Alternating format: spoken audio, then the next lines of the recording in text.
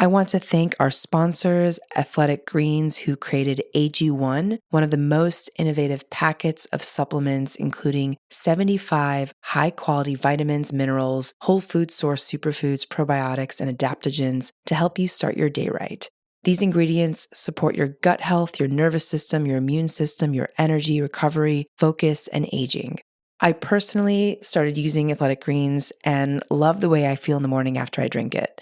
And I no longer have energy crashes throughout the day. And the best part is that it's delicious. The founder of Athletic Greens created AG1 because he experienced a ton of gut health and ended up on a complicated and expensive supplement routine to recover. Right now, it's time to reclaim your health and arm your immune system with convenient daily nutrition.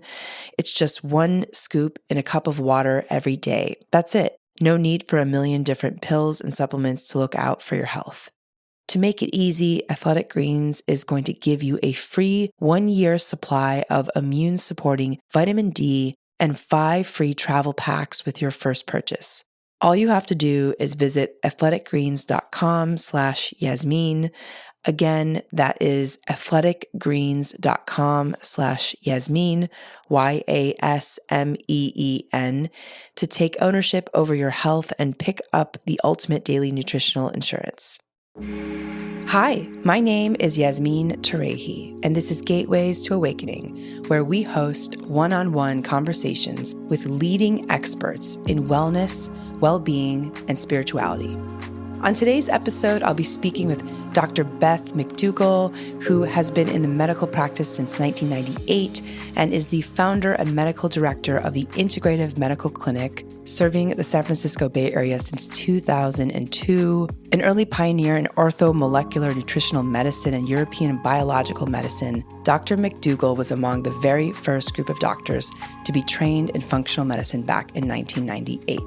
Her new book, Your Pristine Blueprint, explores her life journey and professional experience that led to her current understanding about the energetic basis of health and disease, rooted in our degree of resonance with the unified field.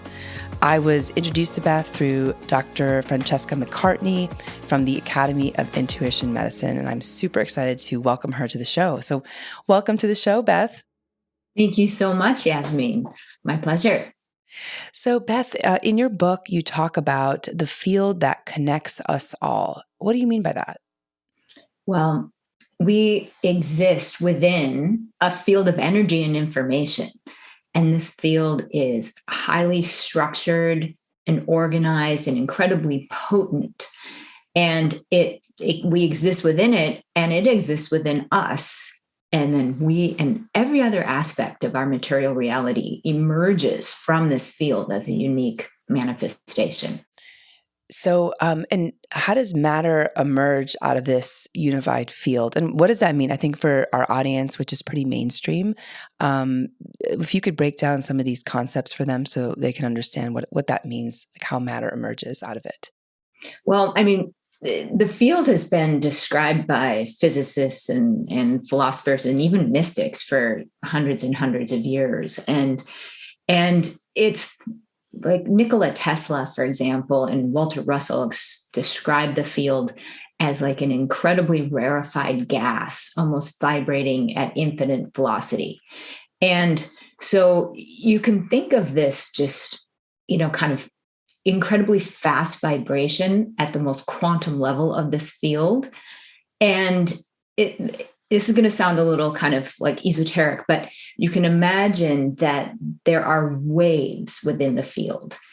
And each wave is going to be distinct based on its wavelength and frequency. So you might have one that kind of distinguishes itself from the backdrop of this infinite vibration.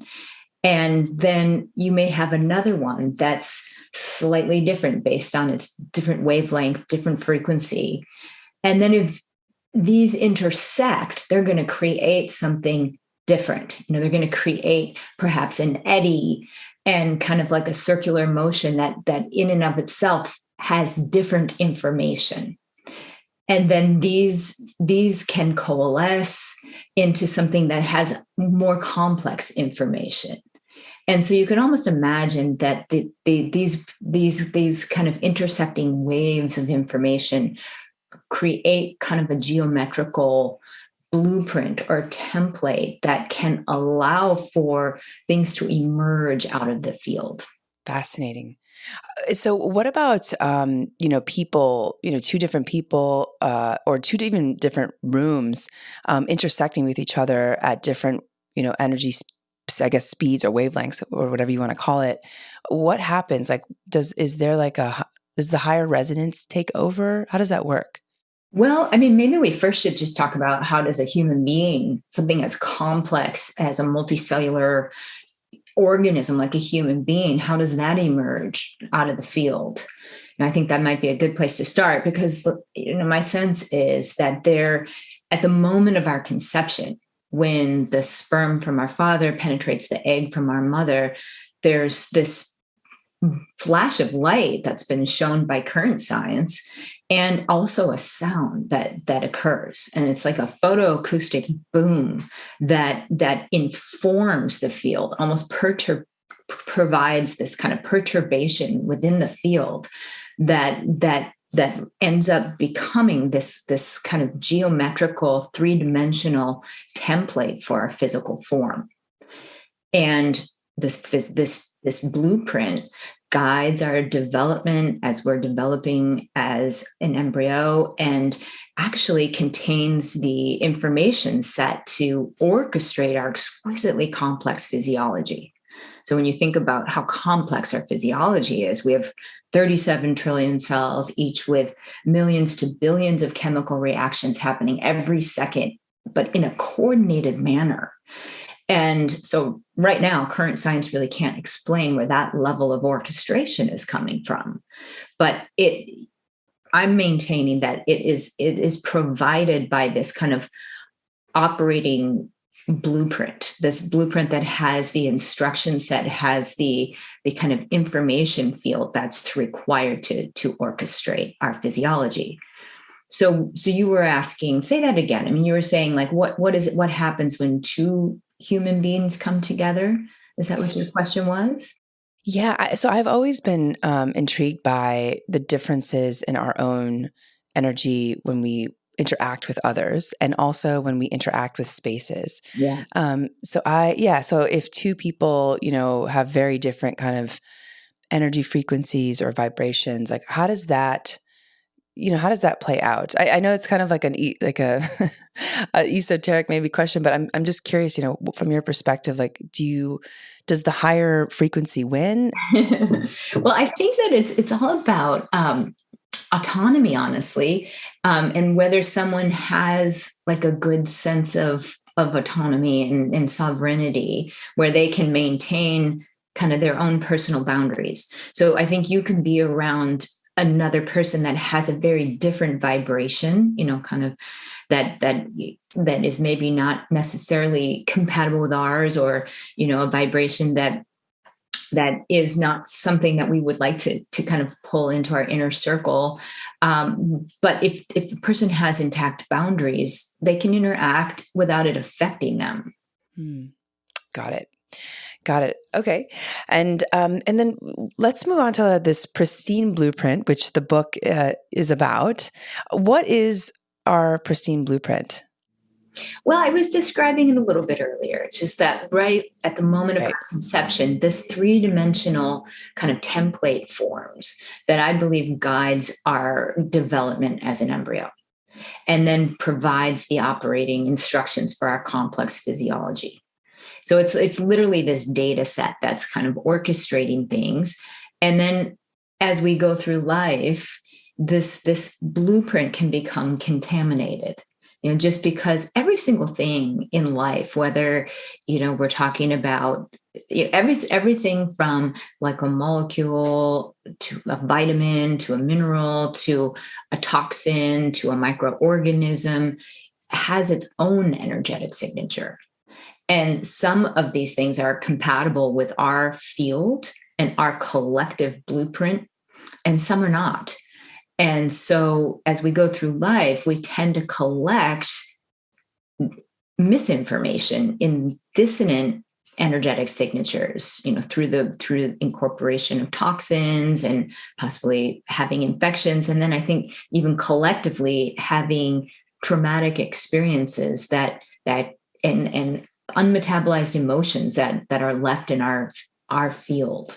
Mm. And I'm also curious, especially since like the pandemic, I think has been so hard on so many people. Have you noticed in your practice that people's pristine blueprints has changed significantly in the last couple of years? Yeah. And I guess I'd like to say, I don't think their blueprint has changed, but there's just a lot of dissonance that's almost like static on the radio. And during the pandemic, I saw this. It was interesting, not in everyone. So it was one of those kind of moments in my practice where I was able to see so clearly how a person's mindset and what they chose to pay attention to, and how they lived their life made such an incredible difference. Like I would have in a given day of my medical practice, during the height of the pandemic, conversations with people, and some people would be saying, I'm feeling the best I've ever felt. I've really enjoyed this time. Just have a lot more time to myself. I have a lot more time with my family. I'm spending a lot more time outdoors.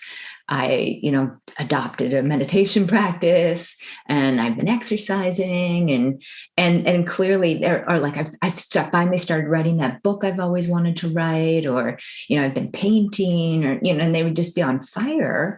And then the next person, their life had contracted down to such a small degree, just into such a small form. And they were incredibly paralyzed by fear. I had people that were unwilling to even leave their house and go on a walk because they might pass by someone else on the sidewalk and they thought that was dangerous. I had couples where they stopped having sex because they thought that, it was dangerous for their health. I mean, I had people that were just, they didn't like their families. They didn't like being around their families. And so, it was just so interesting to watch almost the dichotomy where, people were having such radically different personal experiences in the same kind of setting overall.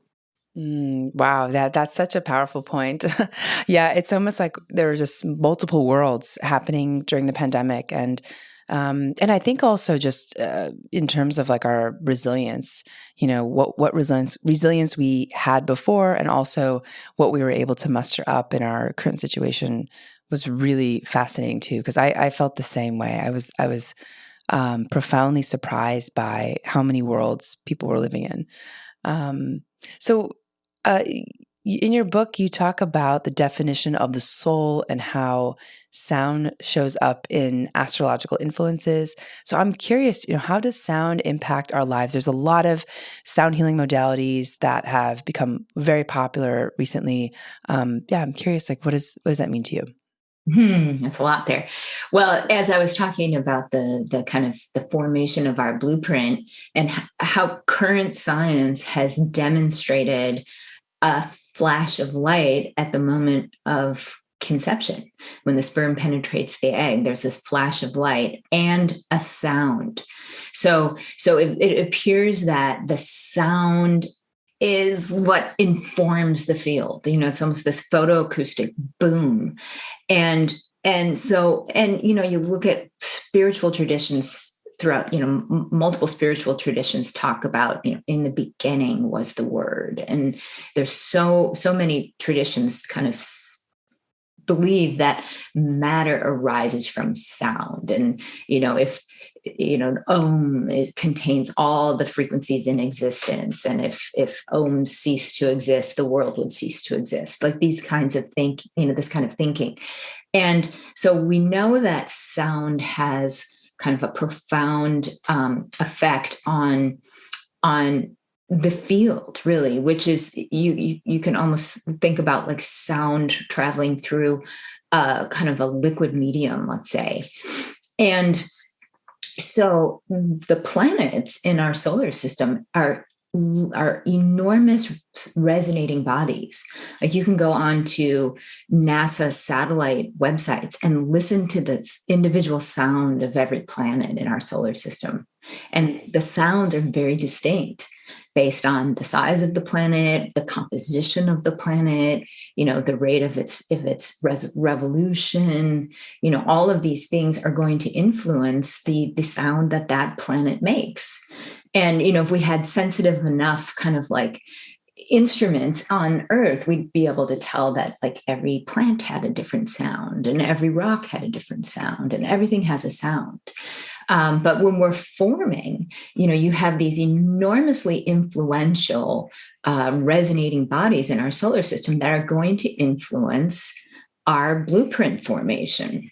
Oh, so fascinating. And so what kind of practices do you do when it comes to kind of supporting sound healing? Well, sound is an incredibly powerful tool because, oh my gosh, there's so much to say here. So, it's one of those kind of percussive vibration type of waves. It's a different type of wave. And it can, I believe, break up kind of concretized energy within our energetic field.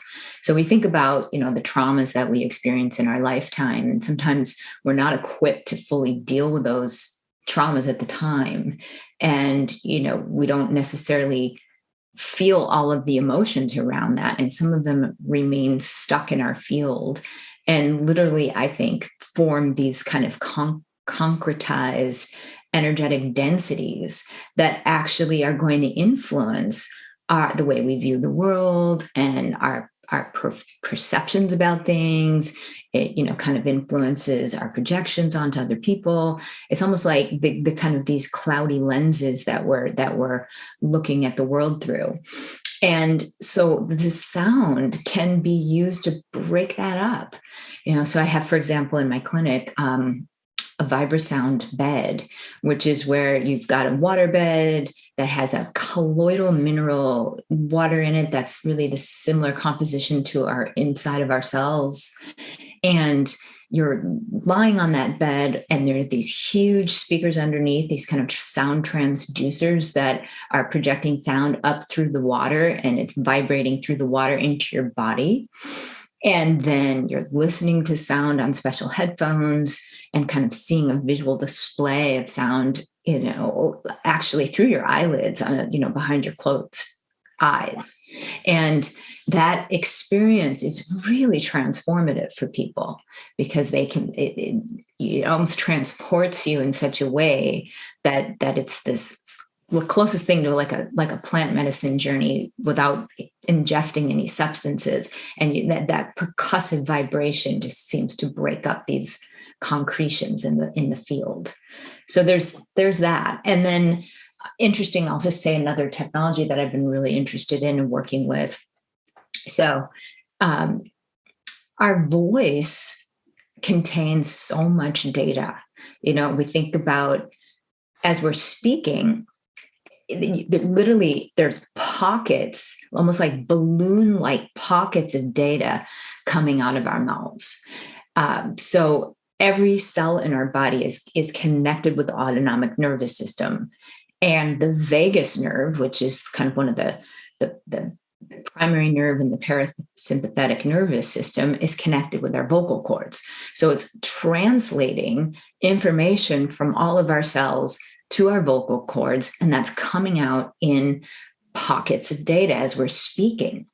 So I've been involved in a company that measures the sound in your voice and can actually provide information about your physiology based on your voice. A 30-second voice print collected on a cell phone can tell you about your, not only basic things like your sleep quality, your level of hydration, but very specific things like what toxins are in your body. Do you have infections? If, do you have elevated mycotoxins? Do you have any cancer cells, et cetera? And so, the using it as a medical diagnostic device is a little far away, but it's right now data is being collected by machine learning to really identify each of these indices. And on the flip side of that, there's a related company that I'm involved with that has developed special headphones that are able to transmit frequency data in a kind of like infrasonic way. So below the kind of normal detection of sound, they're able to transmit information signatures of things. So, for example, can transmit the information signature of vitamin C or the information signature of vitamin D. Or, for example, we did a study that was really cool where we had just a very small pilot study. We had 12 people that had a history of traumatic brain injury go to a neuroscience center and have a 19-channel EEG brain map done.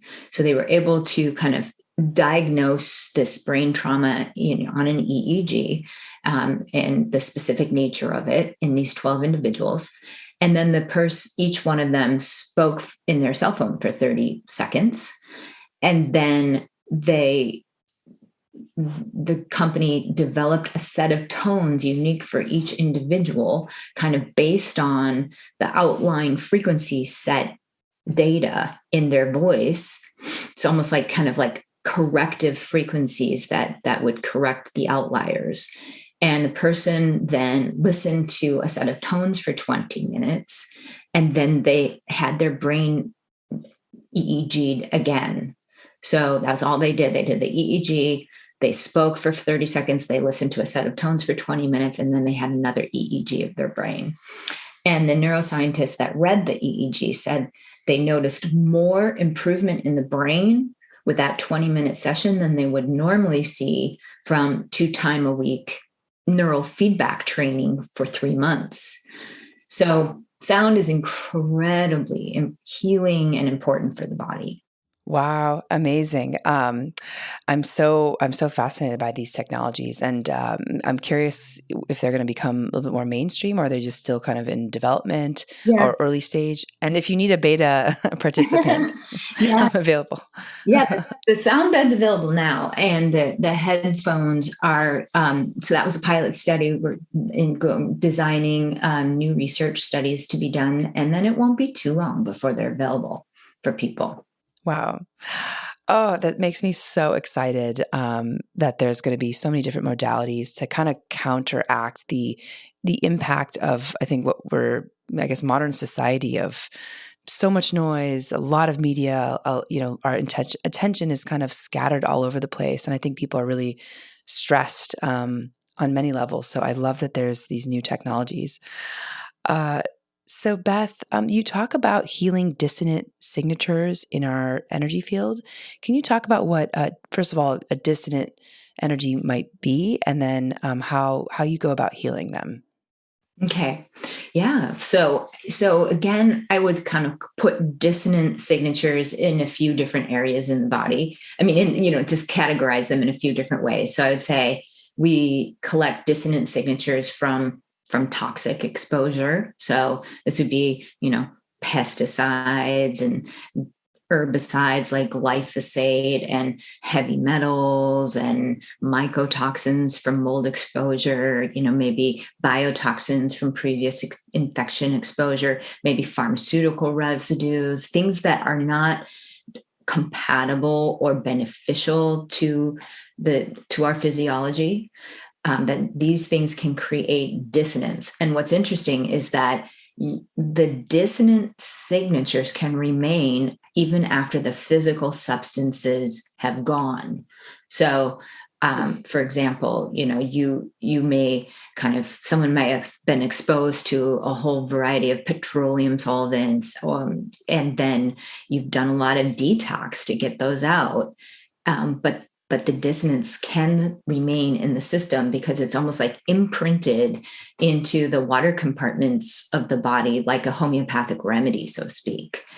Which is, if you take, let's just back up for a second. How do you make a homeopathic remedy? Well, you take something like, let's just use the example, magnesium, the mineral, and you put it in water, and then you vigorously shake that up, and then you take 1/10 of that solution, put it in another vial of water, shake that up, and then 1/10 of that, put in another, and you do that sequentially down, down, down, you will get to the point where the signature of magnesium is retained in the water, but there are no more atoms in the water. So it's just the energetic signature that's retained in the water. And so even in our case of our bodies, which is 99% water by number of molecules, the information signature of a toxin can be retained in the water of the body. And so, so one category would be toxins. The other category would be infections. So, I mean, I have so many examples in my clinical practice where someone has, let's say, Lyme disease, and then I do the work of treating the Lyme disease, but they're still affected. And then I have to do kind of like a procedure to pull out the information signature of the Lyme disease, and they finally start feeling better. And then the third category, which is probably the most complex category, is the kind of signature of traumatic experiences. So, we have these things happen to us as we're going through life, and it's kind of almost universal in the human experience. And, like I said a couple of times already, it's just sometimes we're not equipped to deal with it at the time, and it remains imprinted in our field. And then you have the unmetabolized emotions associated with that. So Dr. Candace Pert is someone that really influenced my thinking early in my kind of path. I brought her in to speak in my medical school in 1993, I think, and or maybe even 92.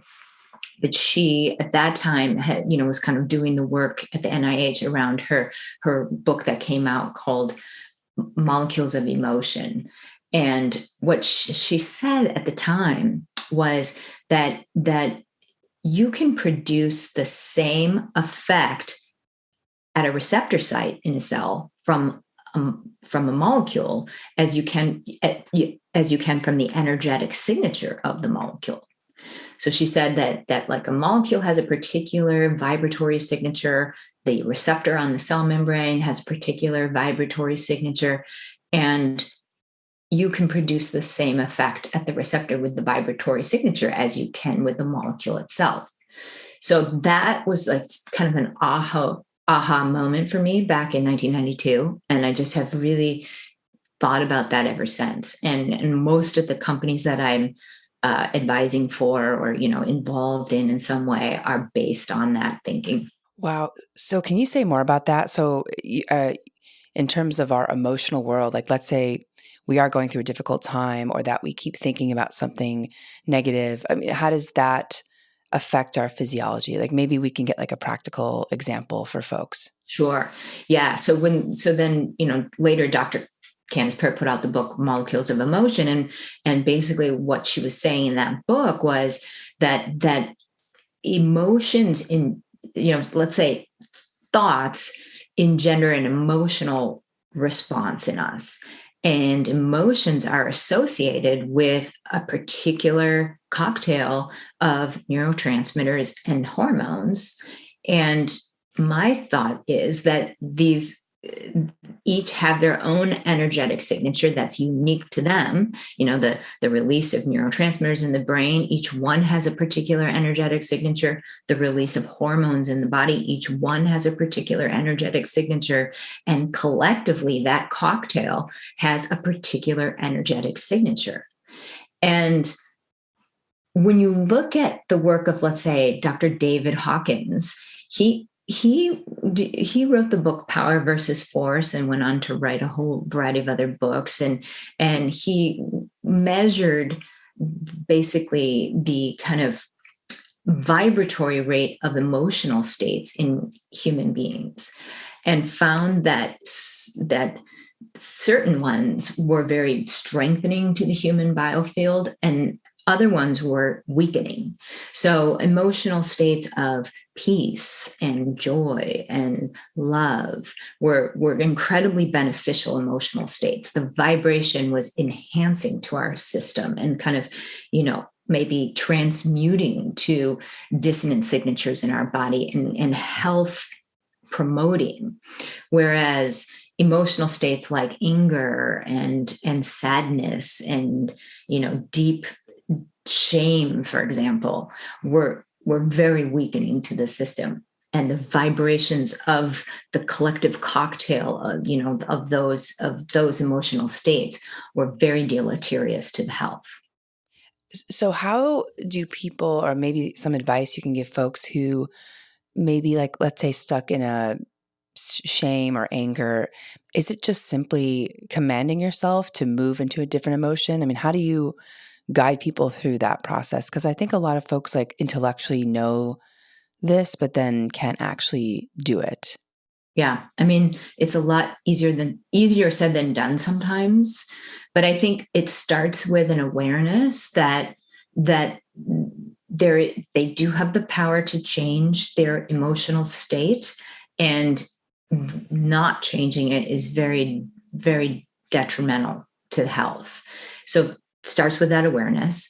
And then I think also understanding that no matter what happens in life, whether it's a death of a loved one or the loss of a job or the loss of a relationship or someone did something unkind to you, or you've lost a whole sum of money somehow in a business deal that went bad. I mean, like, no matter what happens to you in life, it is still your choice how you're going to react to that. So, we often have these kind of like knee-jerk reactions to the things that happen to us in life. And very, very oftentimes that's kind of related to, our familial programming and our societal programming, and kind of like this kind of belief system that, certain things that happen are good and certain things that happen are bad. But nonetheless, we still have a choice in every situation that we encounter to decide how we're going to react to it. That's beautiful. Thank you for saying that. So the human biofield is something a lot of folks talk about. Again, I think our audience might need a definition. What is the human biofield, and how does other people's energy or stuck energy show up in this field? Yeah. Well, the human biofield is literally a field of light that surrounds the body. And the bulk of it is within an arm's length distance on all sides. So, kind of to each side and front and back and above and below. And it has light that is coherent, very different than kind of just light in the environment. The light in the human biofield is coherent, more like a laser.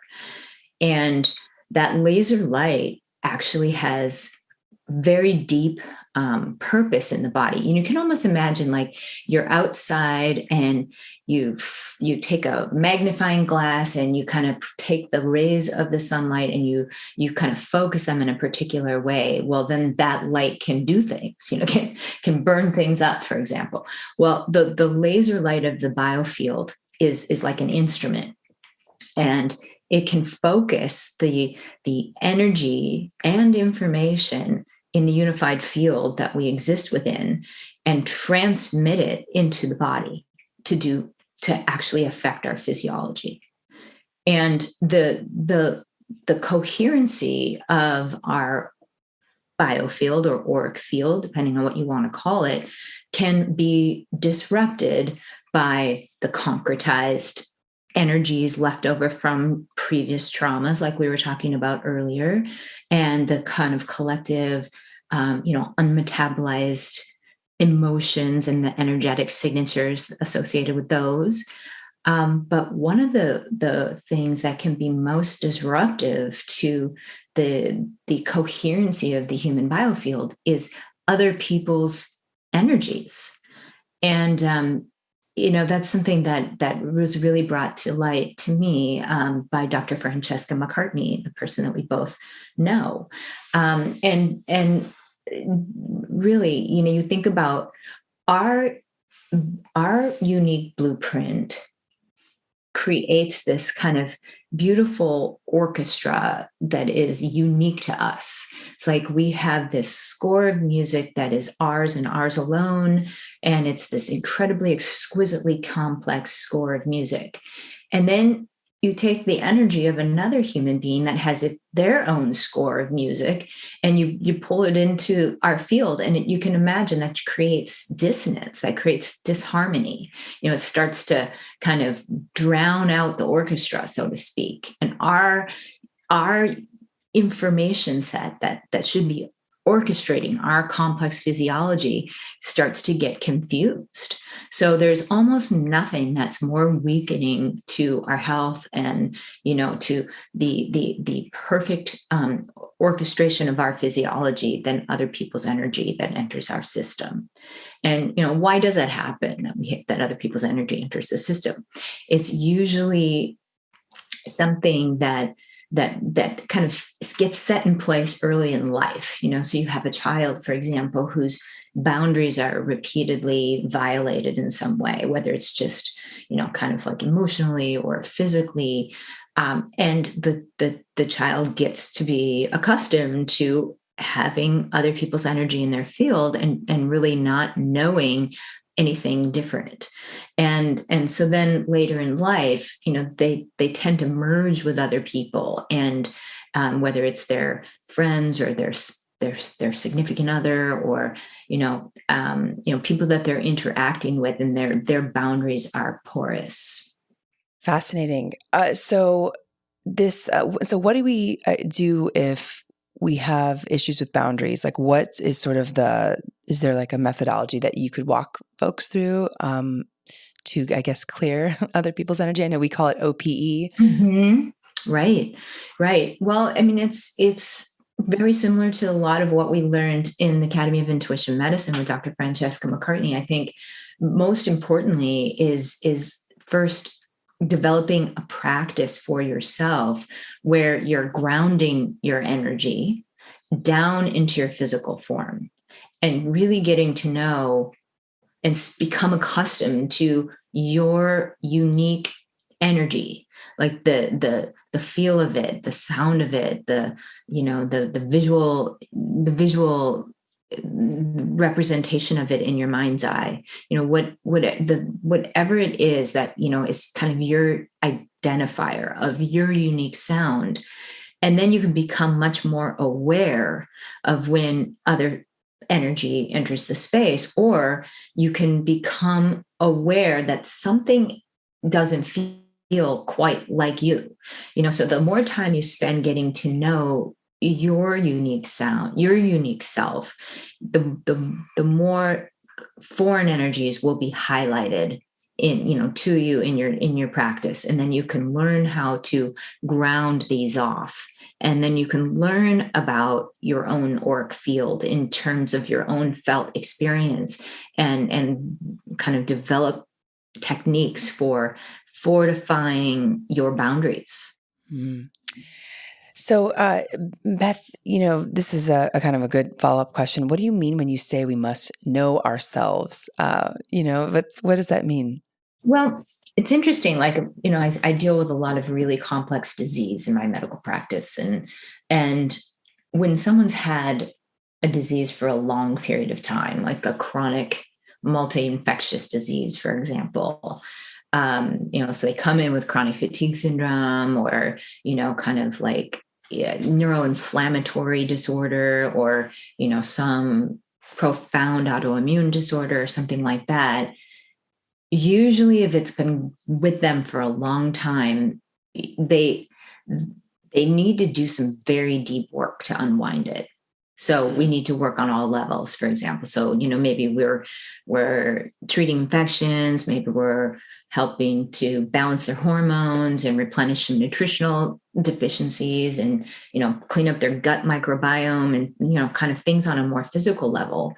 But inevitably, in the process of their healing, they're going to need to do some deep work of kind of developing a meditation practice, and kind of that's body centered, so that they can tune into areas of their body that that feel off. Like, for example, if they have chronic pain somewhere, they can feel into it and really begin to discern what that area is trying to tell them.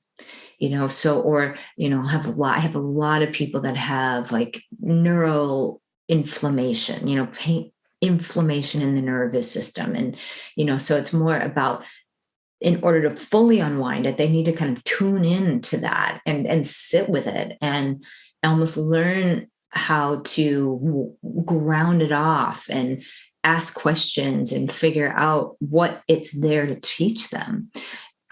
So that they can trace it back to its origin, and maybe some events in their life that were there at the time that it originated, and really understand kind of how it's evolved over time and what it's there to teach them. Fascinating. Wow. I think it's so important, I think, for everyone to be doing this kind of work. And oftentimes I wonder, why people end up doing it when it's not like too late, but oftentimes when like disease happens. What's your philosophy on this process for folks who are, even if they consider themselves like healthy, like should they still be doing this kind of work? Absolutely. I mean, it's the type of thing where disease will, anything that's not made conscious by, kind of like this deep type of work, will present itself as some form of life dysfunction, whether it's a disease process or, just like repeated relationship trauma, or, repeated heartbreak, or dysfunction in the career realm, or, in unrewarding relationships, you name it. It's going to show up one way or another. So it's basically our lives and our experiences are reflections of the work that we need to do on some level. And so, we can be proactive, and we can get this work done, before it manifests in a way that we don't want, and I think the benefits are almost innumerable. Like, it's like, because many people live lives of quiet desperation, where maybe they don't have a health challenge, or maybe they're in a marriage, and they have like kind of externally what they think they want in their life, but they're not on fire. They're not fully satisfied. They're not like thriving on to the possible level that they could be. So I think that the only way you can have that is by clearing the vessel, like literally, like removing all of these clouding lenses that are affecting the way that we view the world, and affecting our projections onto other people and situations, and our perceptions, and how we perceive the things that are happening to us in our life. And so many of us are kind of enslaved by our knee-jerk emotional reactions to things, which really is a form of enslavement, when we have the power to kind of step back and decide how we're going to feel, because it's like, I think the path of the warrior and the master is to almost divorce your emotional reactions from external events, and that was like brought home so clearly during the COVID era, where so many people were just taking in the media and the kind of living in fear and all of that, and other people were like, okay, I'm not buying into that. I'm going to create my own reality here. I'm going to kind of be in command of my own emotional experience, and that freed them up to almost live a parallel life that was much more rewarding. That's beautiful. Wow. So in your book, you talk about relationships. What are some of the essential factors that allow a relationship to become a vessel for transformation? Well, I think number one is just realizing that that is what it can be. To understand that invariably a relationship is going to kind of shed light on our dark spots and bring up our stuff, so it's like it's going to allow us to become aware of what was we were previously unconscious to. And I think that when you understand that relationships are going to trigger our deepest wounds and kind of shed light on our stored traumas, then it allows us to really see that what comes up as a profound gift. And I think that is one thing. And the other is, if we realize that we have to do our own work in order to have a satisfying experience with someone else. So if something comes up for us, we, instead of blaming the other person for what's coming up for us, we do our own work around what's coming up. That's going to help the relationship. So I think that's another ingredient. And then the final one is just commitment. I think that it's, when you're dealing with this kind of the sensitive nature of these things coming up, you need to know that the other person isn't going to leave the moment the going gets rough. I think that allows for, a kind of like a safe space to deal with what comes up. And I think, not that I certainly do not agree that relationships have to be continuously difficult and, always kind of pulling scabs off old wounds and, like having dramatic stuff coming up all the time. I don't think that at all. I think that there's going to be a tiny bit of that happening.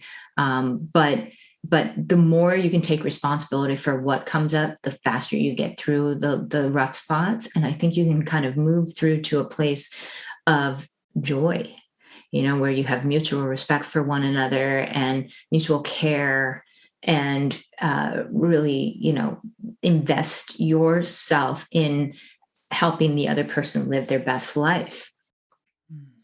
Beautiful. Yeah. I think that's such an important point, especially since, during the pandemic, so many relationships the container got tighter and tighter. So, the shadows definitely have come out. So, Beth, I'd like to switch gears and talk a little bit about foods and water. What are some of the foods that we can eat to energize the body? Such a good question. Well, I'd say green vegetables have the greatest degree of life force in them. And I think we want to take in foods to the best of our abilities with the highest life force quotient possible. And you look at the greens that you maybe pick up from the farmer's market or all the fresh fruits and vegetables that you get there, they almost appear to kind of vibrate and glow with life. And that should be a criterion that we have when we're looking at what we want to ingest, is like, how much life does it look like it contains?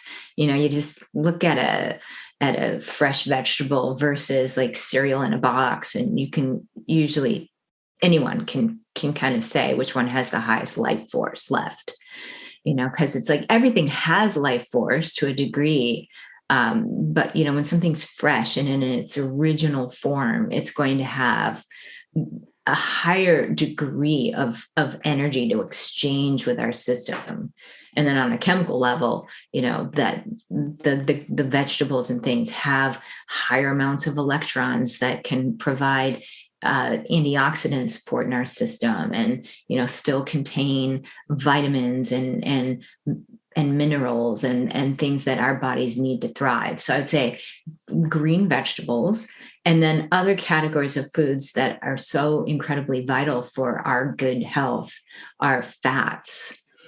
So, fats throughout my career of 25 years, have gone through periods of being absolutely demonized to, now coming back around and being embraced. But I've never in my entire career not seen them as probably one of the most essential foods that we ingest, because all of our cell membranes are comprised of fat. And I've always been super interested in the brain for many reasons. And it's like the brain is mostly fat. We've got the membranes of our neurons that are vibrating with, in accord with the nature of the essential fatty acids and the different fats in our cell membranes. And this vibratory aspect of the fats in our membranes are really what allow our brains, and even all of our cells for that matter, to function as these vibratory oscillators that then resonate with information in the field, almost like a radio receiver. And so I highly recommend that you include healthy fats in your diet, like avocado and fresh nuts and seeds, and then even some saturated fat like butter and ghee and egg yolk, and then coconut oil and some sesame oil and things like that, and some fat from animal proteins and things. So that's, I'd say, a vital thing. And then we also want to have some protein in our diet as well, whether it's plant-based or animal is up to you, but you're going to need some protein to stabilize your blood sugar and all of that. So I would say what you eat is absolutely essential to your health and vitality. And then you were asking about water, and I'd say water is my favorite thing to put in my body.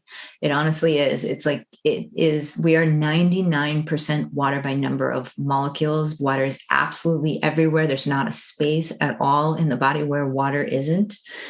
And we are learning that it just plays an incredible role with orchestrating our physiology, dictating kind of the expression of our genes, influencing the function of our proteins, providing the charge that actually fuels a lot of our chemical reactions, kind of providing the charge that even influences the movement of our blood cells through our blood vessels. Water is incredibly vital. And when we're replete with water, we function more as we should, like a liquid crystal. So we have this fluid kind of crystalline matrix within our body that facilitates the flow and transfer of energy and information. And we were previously talking about the biofield and the kind of coherent laser light in a healthy human biofield. Well, when we're replete with water, there's almost like a series of interfaces. So you have the energy of the unified field that's kind of infinitely dense with energy and information. And then you have the coherent field of the human biofield. And then you have the water, the liquid crystalline aspect of our bodies. And the biofield serves as like an amplifying conduit of energy and information. And then the water serves as another amplifying conduit. And it allows for the orchestration of our physiology. And what about Dr., I'm going to maybe butcher this name, Montagnier's study? Dr. Montagne. Yeah. So he's he just passed. He was originally awarded the Nobel Prize for the discovery of the HIV virus. And then he, after that, moved into studying water.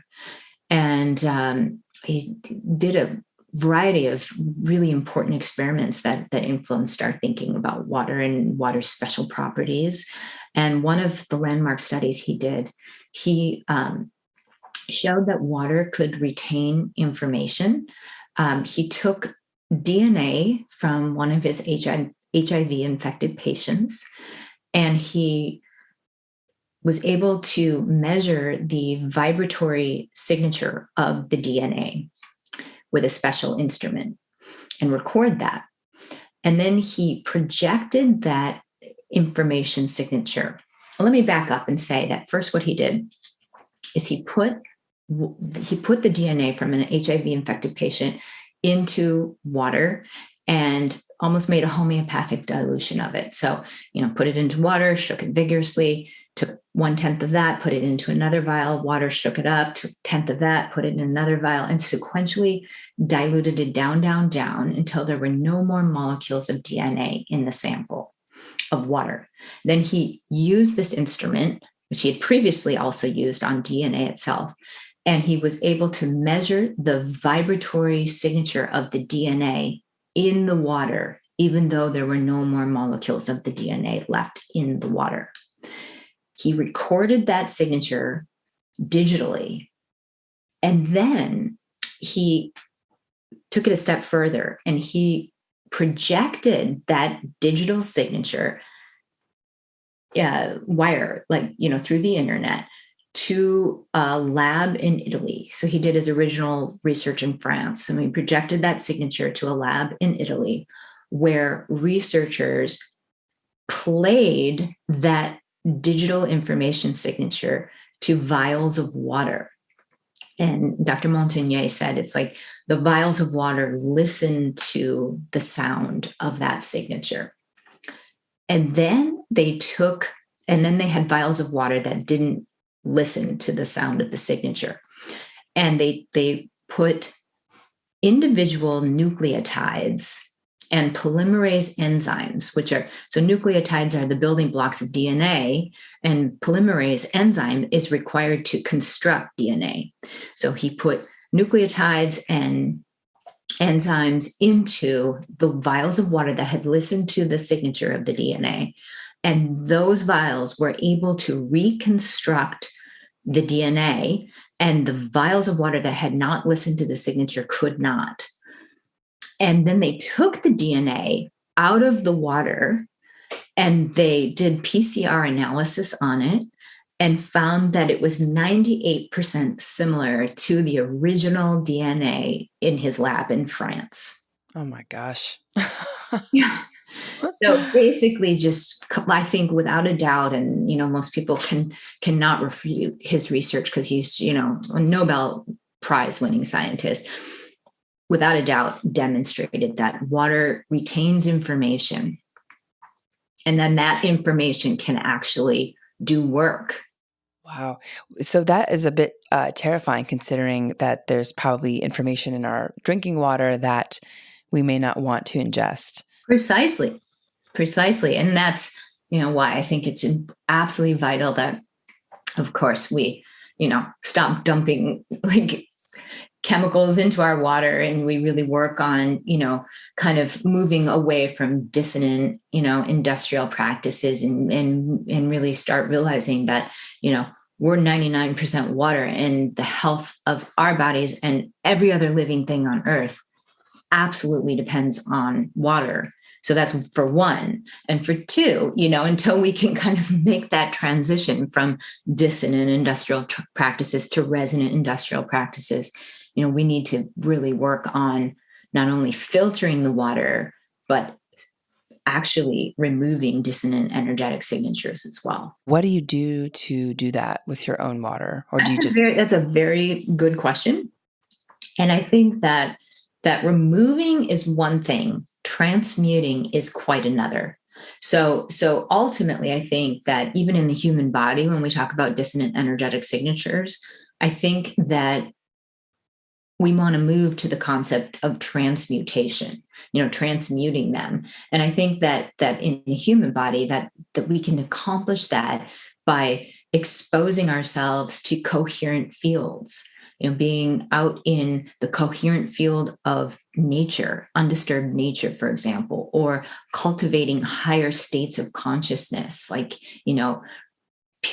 emotional states of bliss and peace and things like that. Those emotional states can have a transmuting effect on dissonant signatures. And I think we are going to create technologies that will do it as well. Fascinating. Oh, I can't wait for that day. And why do you think that this subject is important, Beth? Why did you dedicate so much of your life to this world?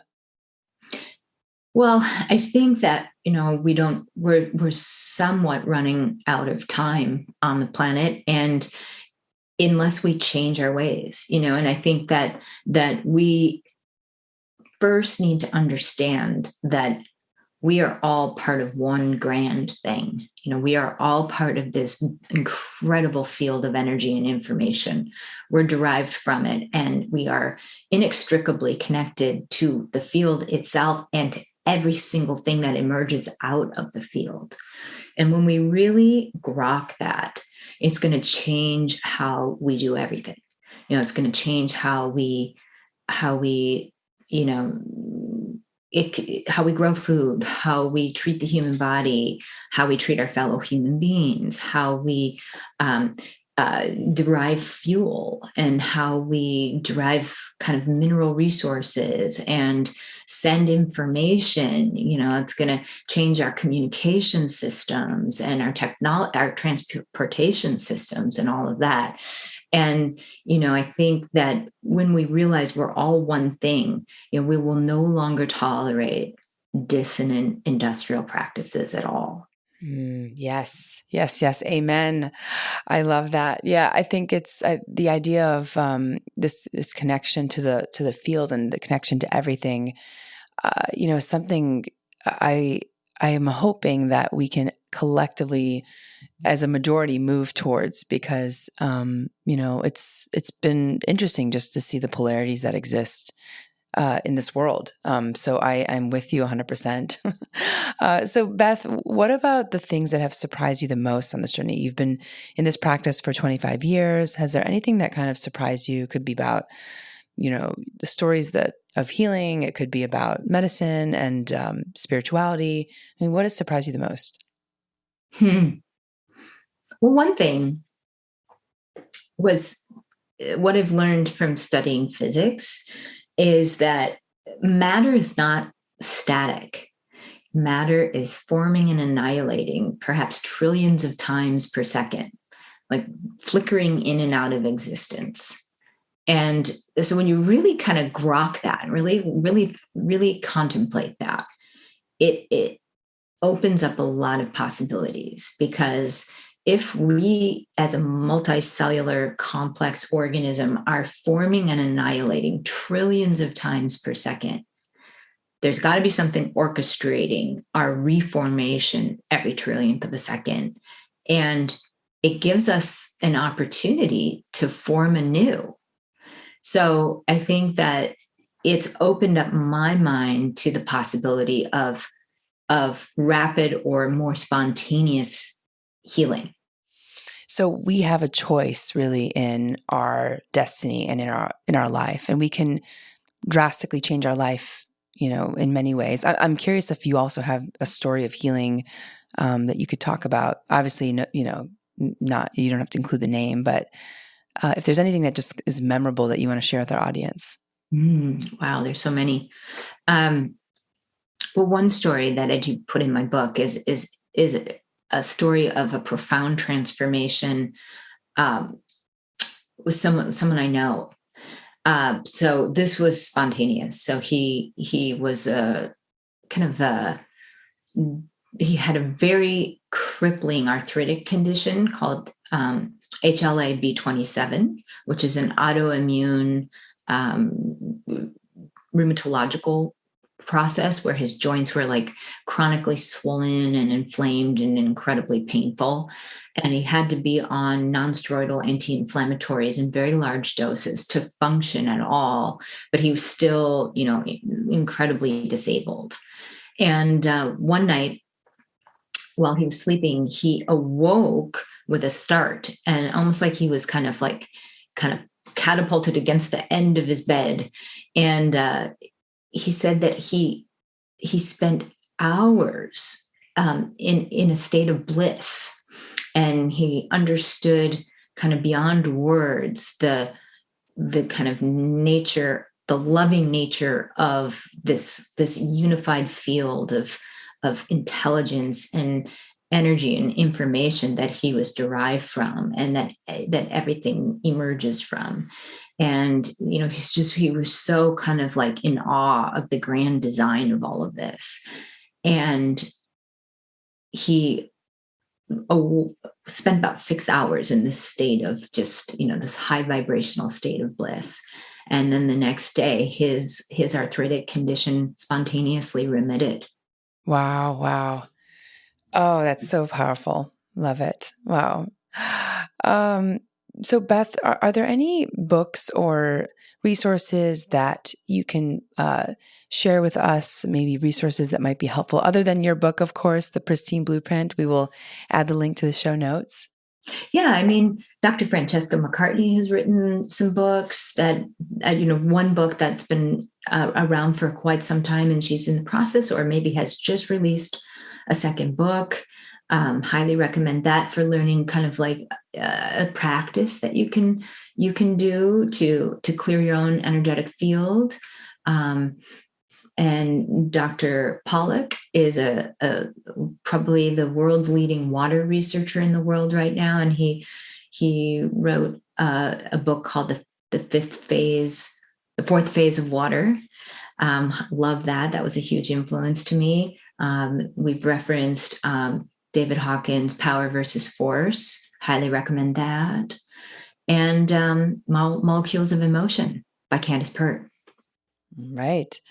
I'll have to check that out. Amazing. And Beth, what do you want to tell our listeners about their health and wellness and well-being? What's your main takeaway? Main takeaway is that the trajectory of your health and your life is really in your control. And you can have a profound influence on your health by clearing your own energetic system, by managing your thoughts and the emotional responses those thoughts generate in you, by really choosing how you're going to respond to external circumstances, by choosing high life force quotient foods and drinking half your body weight in ounces of pure, ideally structured water every day, and then just by truly understanding that your health is malleable and that you are part of this beautiful field of energy and information connected inextricably with the field itself and with everyone else within this field. And there is a new opportunity every trillionth of a second to form anew. Thank you so much, Beth. And where can people find you? What's your website link? Well, you've got bethmcdougallmd.com and my clinic site, which is clearcenterofhealth.com, and a new venture that I am part of, which is a biooptimization lab called JyzenLabs.com. Amazing. Amazing. Thank you so much for your time, Beth. This was such an enlightening conversation and so timely. For those of you who are listening, check out The Pristine Blueprint, Reversing Disease and Improving Longevity. And for our audience, thanks for joining and for listening in this episode. We want to thank Dr. Beth McDougall for her time, and you can tune into Gateways to Awakening, where we host one-on-one conversations with leading experts in wellness, well-being, and spirituality. Thanks again.